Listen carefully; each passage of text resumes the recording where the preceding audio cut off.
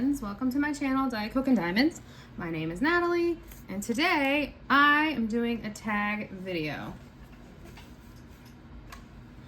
My friend Elissa over at Mank Arts and Crafts created this tag. Thank you so much, Elissa, for tagging me and for creating this, because you know your girl is starting to run out of filming ideas. So I'm gonna do this whip and chat style.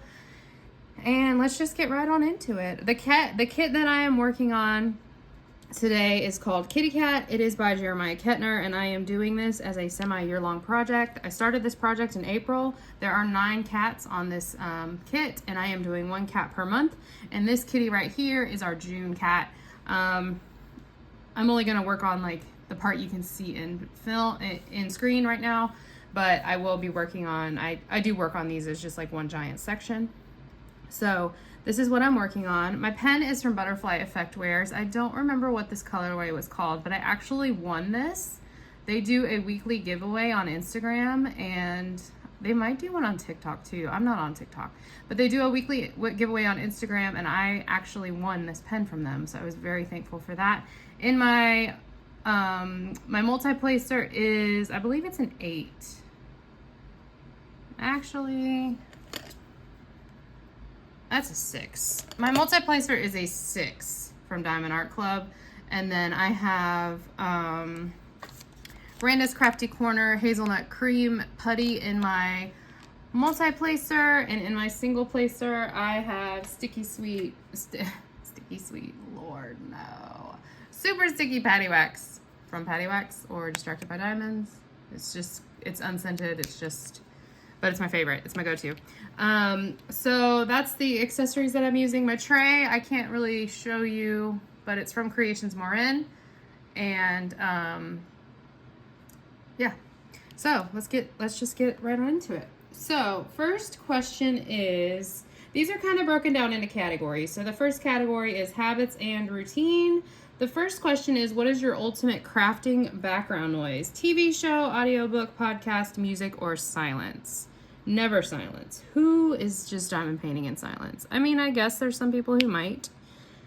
I am not one of those people. I am generally watching YouTube when I'm diamond painting. That is when I watch YouTube. I don't watch YouTube outside of crafting. I don't know why. If I'm watching something and I'm not crafting, it's probably going to be just like a regular reality TV show or some kind of true crime.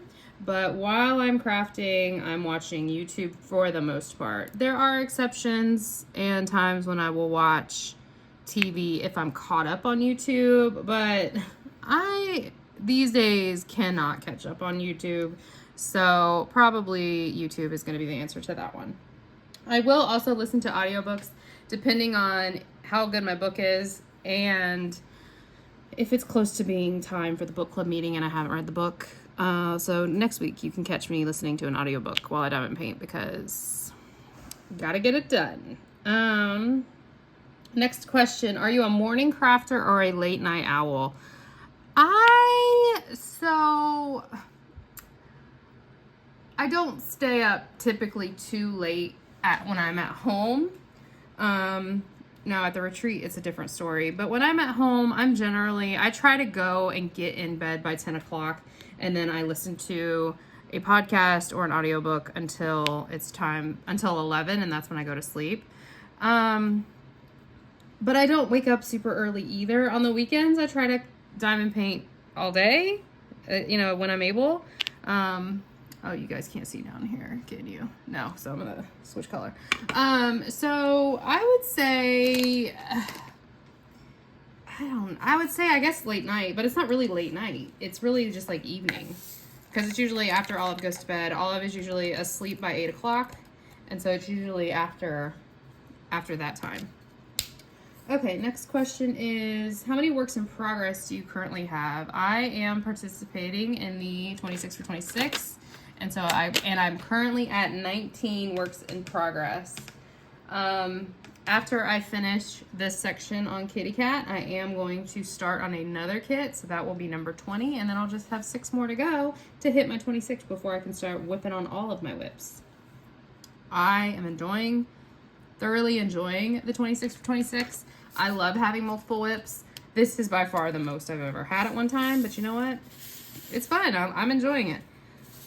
Okay, next question is, what is the longest break you have ever taken from the hobby? I've never gotten like burnt out on diamond painting for a long amount of time. I might get burnt out of a specific kit for like a day, but it's never been like I just stopped because I was burnt out, which I'm very grateful for and thankful for. But the longest I would say I've ever gone is probably like a week and a half when I was on a trip to like Disney World. I didn't take, when we went to Disney World, I'm pretty sure I did not take any diamond paintings with me because I knew I was going to be, one, exhausted, and two, not have time for that. I did take a mini set when I went on the cruise, and I did work on one on the cruise. So that trip I had some. And when I travel to like Virginia to visit my family, I do take diamond paintings with me. So it's generally like just like when we went to Disney, and that was like, I probably did not diamond paint for like a week. And that's probably the longest that I've gone. Because your girl's addicted. What can I say? Okay, next question is, do you have a dedicated diamond painting desk or do you travel around the house? So I do have a desk. Will got me a drafting table a few years ago for Christmas, and it is set up in the living room. So we do have a room upstairs that's, I call it a junk room because it's really just like a bunch of junk. It's really like a giant closet where we just throw junk in, and that could be turned into like a crafting room, but I don't want to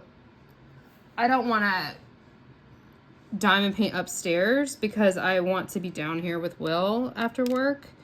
So it is in the living room, but it's my drafting table, and it's flat. Like I don't have it easeled up because for some reason I'm like not normal. And when I have the easel up, it hurts my back. But when I have it flat and I hunch over like a hunchback, it doesn't hurt my back. I don't know. It doesn't make any sense. But yes, long story short, yes, I have a dedicated desk for my diamond painting.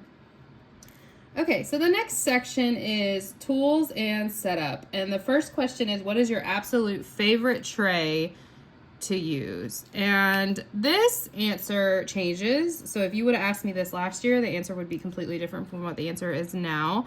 But right now, this Creations Morin. I love these trays. I got one at the retreat last year, and then I ordered her mystery box. I believe it was in February, and it came with a tray. And honestly, I love like how the drills line up in the tray. I thought I wasn't going to enjoy it because it is much smaller than the trays I was used to working with. But honestly, I'm loving it. I'm loving everything about it. So right now, the answer to this question is the Creations Morin tray. And I think her lids are they're so pretty. I actually have one. Let me show you. So this is the lid that came on the February tray. And like, look at how, like, that is so freaking pretty. That's like a whole work of art in itself. And it's a tray the lid to a diamond painting tray. So like, they also come with stoppers. I have no idea where the stopper is, but like you just slide it on there. I generally don't use the lids either, but I do keep it by because it's so pretty. So yeah, Creations Morin. Next question. Are you team wax, team putty, or team glue dot? I am team wax in my single placer and team putty in my multi-placer. I am not team glue dot. I have tried glue dots. I tried them at Michaela's house. I tried them at my mom's house. I am just not a fan of the glue dot situation. If you like that, then that's so wonderful for you, and I'm so happy for you. But for me, it's just not a go. So yeah, not team. I'm team wax and team putty, but not team glue dot at all. Next question, what is your number one tip for using a multi-placer? You don't have to go that big. That's gonna be my tip. So the biggest multi-placer I have is a 10-placer, and honestly, I'm gonna give it away, I think I'm gonna give it to my mom because it feels too big. It feels clunky, and I 8 is my favorite multi-placer for squares. For rounds, I like the 7, the plastic 7 multi-placer that comes with the Diamond Art Club kits. But for the metal multi-placers, 8 is my favorite. So I'm either gonna be using an 8 or a 6, but the 10 is just too big and it feels too big and it just doesn't feel comfortable. But I did not multi-place for the first like 3 years that I diamond painted. I was exclusively a single placer. So if you are wanting to try to multi-place, I would just say start small and just work your way up. Start with a 3, start with a 2, and work your way up. And just the more you practice, the better you get. I did watch a lot of whip and chat videos, specifically Katie, Diamonds and Washi, Lindsay, Emeralds and Fairy Lights, and I can't remember who the last person was, but I would watch how, like, I would actually watch them do it so I could understand how they were holding their hand and how they were multi-placing, and I feel like that did help me kind of get it together with the multi-placing. Oh, sorry, I hit the camera. But yeah, you don't have to multi-place. So if you are exclusively a single placer and that is enjoyable for you, that's great. You don't have to multi-place. But if you're wanting tips on how to multi-place, I would say actually watch whip and chats and watch how people do it, and start small and don't go bigger than you feel like you are comfortable with. So like, to me, the 10 is just too big. There are people out there who use a 15. It will never be me, because to me, I'd rather stay at like a 6 or an 8, because that's my happy place. Next question. Do you use a light pad for every kit or only on dark canvases? I use a light pad now for every kit that I work on my table. But if I'm traveling, I don't usually take a light pad. I don't have the light pad turned on right now because to me it looks terrible when it's when the light pad's on, and so I'm just trying to save you guys from thinking my placement's terrible. But normally I do have the light pad on when I'm working on this table, but if I travel, I don't take one with me. So it's generally every kit, unless I'm traveling. And what is your favorite brand or scent of crafting wax? So I said it at the beginning. It's Super Sticky Patty Wax from Patty Wax on Etsy. I also really like Wee Wax from Laura at Anxiety Art Adventures. Wee Wax has some really good scents and they're not too overpowering. My favorite scent of Wee Wax, let me see here. What is this one called? It's an autumn one. Autumn Harvest. Oh, it smells like pumpkins and spice and everything nice. It smells just like fall. It just smells so good. I really like that one. She also has a lemon one, but I'm not sure where it is. So I'm not sure exactly what it's called. I think it was like lemon sorbet. That one is also really good. So Wee Wax and Super Sticky Patty Wax are my 2 favorite waxes for diamond painting. I'm gonna go ahead and throw Putty in on this one because Putty's not, I don't see Putty on the list further down. My favorite Putty is Raina's Crafty Corner. I also really like Mary Mud and the butterfly effect. Where's Putty? What is that called? It's called dot putty? No, is that what it's called? Hold on, I have some right here. I have too much Putty, guys. I have way too much Putty. It is a problem. I think it's dot Putty. Where is it? Oh my god. Yes, dot Putty. So the butterfly effect wears dot Putty, the Randa's Crafty Corner Putty, and then the Mary Mud from, I think it's Mary Making Crafts. I've never actually bought from her specifically. I don't even know if she's still in business, but my friends knew I really enjoyed her putty, and so they gave me tons of it at the retreat last year. So I've never actually purchased from her. I don't know if her shop is still around. I believe she was on Etsy. I will link her below if she's still around, but if not, and you can find her on D-Stash if someone's D-Stashing it. I really like her putty. So okay, that's it for tools and setup. Next section is called canvas and drill choices. If you could only choose one for the rest of your life, square or round drills? Oh, Elissa, this is kind of hard. If I could only choose one for the rest of my life. I am someone who wants both. I don't want to choose. But if I had to, if I absolutely had to, I think I would go... Oh my God, I don't know. Because I love Jada Gym Shop round drills. But I can multi-place squares easier with every other company. I guess I would go squares. But I don't want to make that choice, so I hope it never comes to that. I don't know why it would come to that, but yeah, I don't want to pick one. I want to do both rounds and squares always. And with this 26 for 26 challenge, I'm actually alternating rounds and squares. I have 2 whip wheels that I'm using, and I have one for round drill kits and one for square drill kits, and I'm alternating the wheels to make sure I get like a good variety.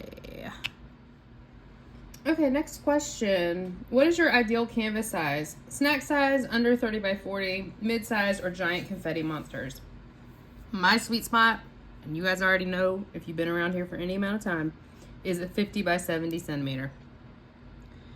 I just feel like that is the perfect size. It's not too big, it's not too small.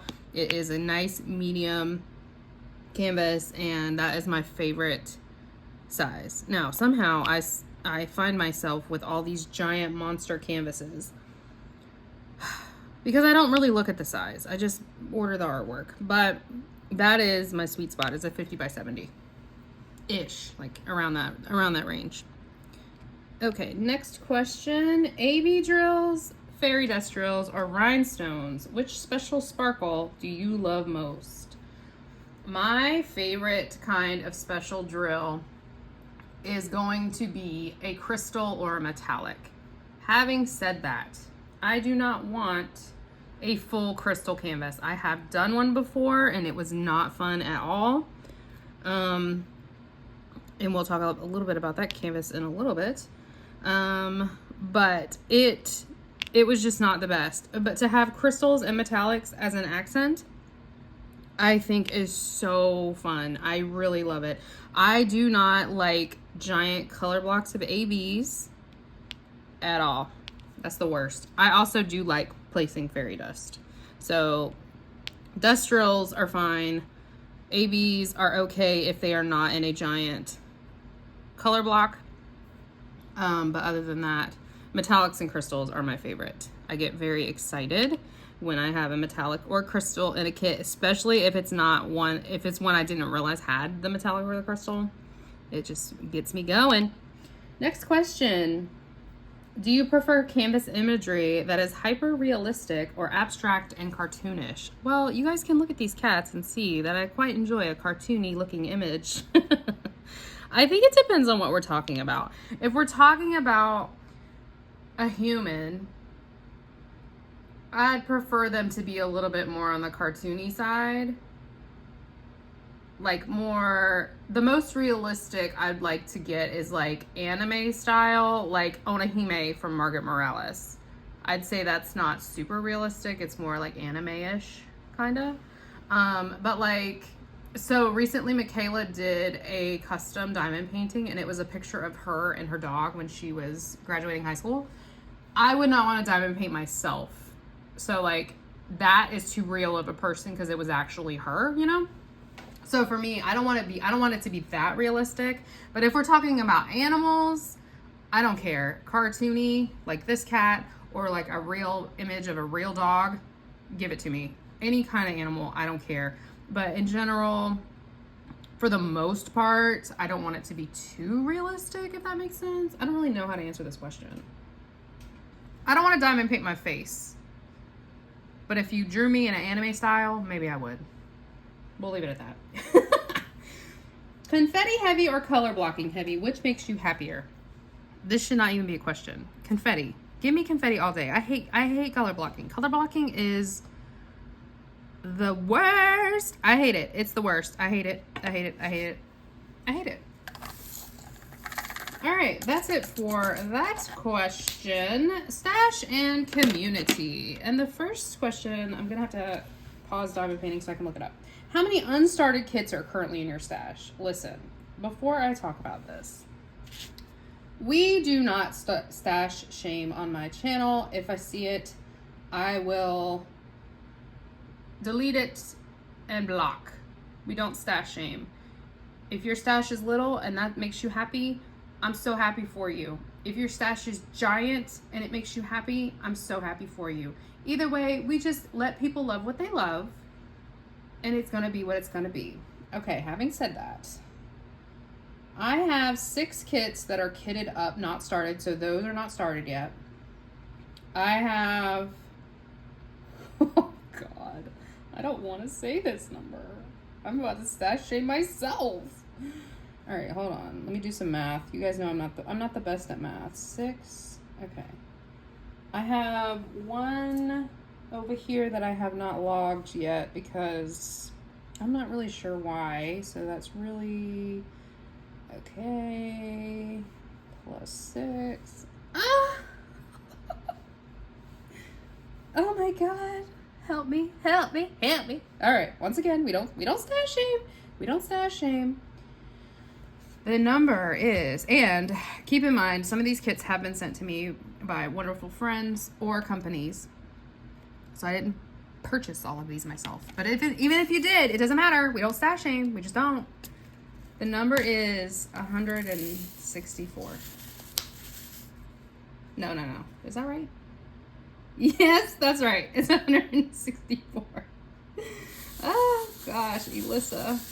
Don't make me look in the mirror at myself, because that is definitely more than the number I told Lisette when we had our call in, when was that, January?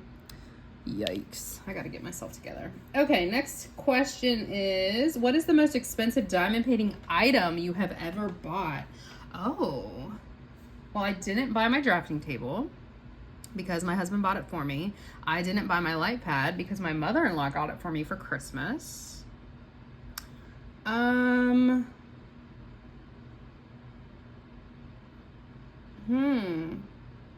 Probably a pen. If we're not talking about a specific diamond painting, it would probably be a pen.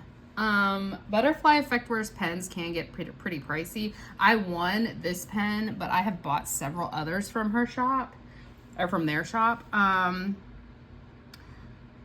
And they can run like $70 to $80. So I would say a pen is the most, like, if we're talking about an accessory. If we're talking about a kit, I have no idea. I honestly have no idea. I feel like maybe the materials for the cross-stitch conversion projects that I'm doing, I actually have not received them yet, but I ordered the canvas and drills for 2 different cross-stitch conversion projects from Jade Gem Shop, and those were pretty pricey. Jade always has some sort of sale going on, so I definitely did not pay full price, but I don't remember how much they were. I just remember that they were pricey.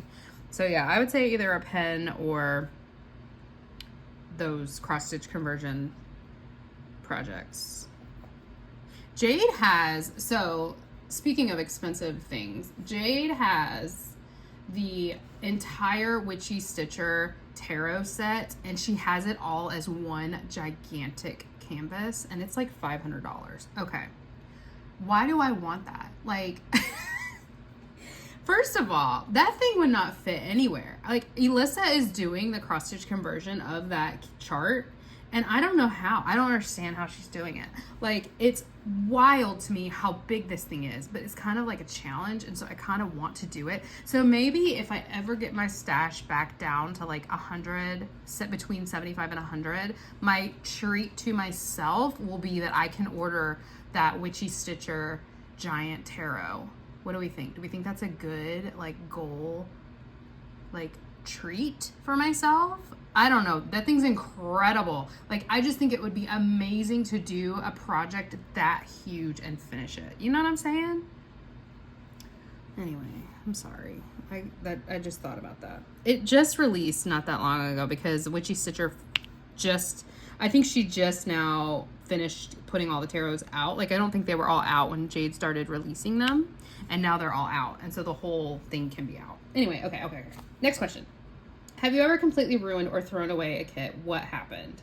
So, I don't think I have ruined a kit. No,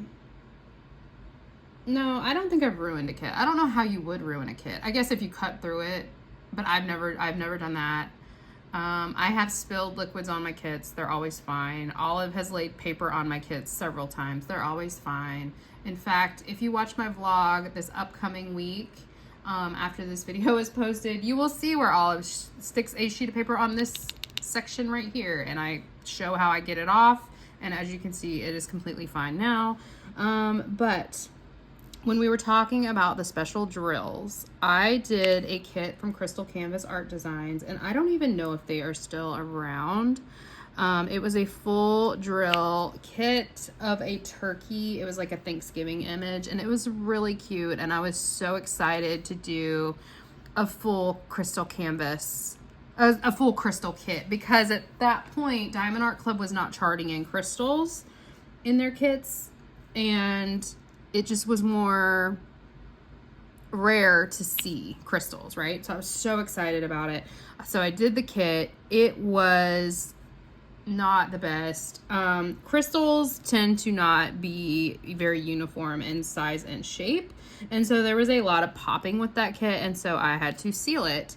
I sealed it using a video that Katie from Diamonds and Washi did on how to seal a diamond painting, and so I followed her instructions. It worked great, but what that means is that you can no longer roll the kit, and when I finish them, I roll them up to store them. So I laid it flat in a portfolio, and it got caught in the zipper, and tons of the drills popped off. So yes, that kit has been thrown away because it was just kind of a hot mess. But I'm glad I did it, so now I know. But as far as like throwing away a kit I have not actually finished, no. I did, before I knew better, buy a few Disney unlicensed kits on Amazon. I had 2 of them. One was a Stitch kit, and one was, oh, what was the other one? I don't remember. I know one was Stitch and one was something else, and I never actually did the Stitch one. And so once I realized, like, oh, this is such trash compared to quality canvases, and it's not licensed, and that's not good, I got rid of that kit as well. So I don't have that one anymore, but I never actually started that kit. So that's like the closest thing that I have. But I've never thrown one away just because like I started working on it and did not enjoy it. No, I haven't had that experience yet. Never say never. And if you have to throw away a kit, diamond painting is supposed to be joyful. So if you have to throw away a kit, throw it away. Now, Tiffany, I'm not talking to you with Rococo Dream. You're bringing that to me. I'm going to finish that baby for you. Me and Katie are going to finish that for you. But anybody else, if you have a kit that's just not bringing you joy, stop. Just stop working on it. It's just not worth it. Diamond paintings take a long time. You don't want to give a ton of your life to a diamond painting that's not bringing you joy. Okay. Next question. What do you do with your finished canvases? Portfolios, framing, gifting, or storing? So I store them I did store them in a portfolio under the bed, but then I started getting way too many. And so now I roll them up inside of each other and store them in tubs. Yeah, that's pretty much it. I do have a few that are hanging, and I have gifted a few, but other than that, for the most part, I store them under the bed in a tub. Who is your favorite diamond painting content creator to watch? Okay, so I know that some people are gonna say, I don't want to answer this question. That's not nice. But you know what? It's a question, and so I'm gonna answer it. And here's how I'm gonna do it. YouTube shows you what, like, your order on your thing of like which channels you watch the most, right? I mean, I think that's what it is.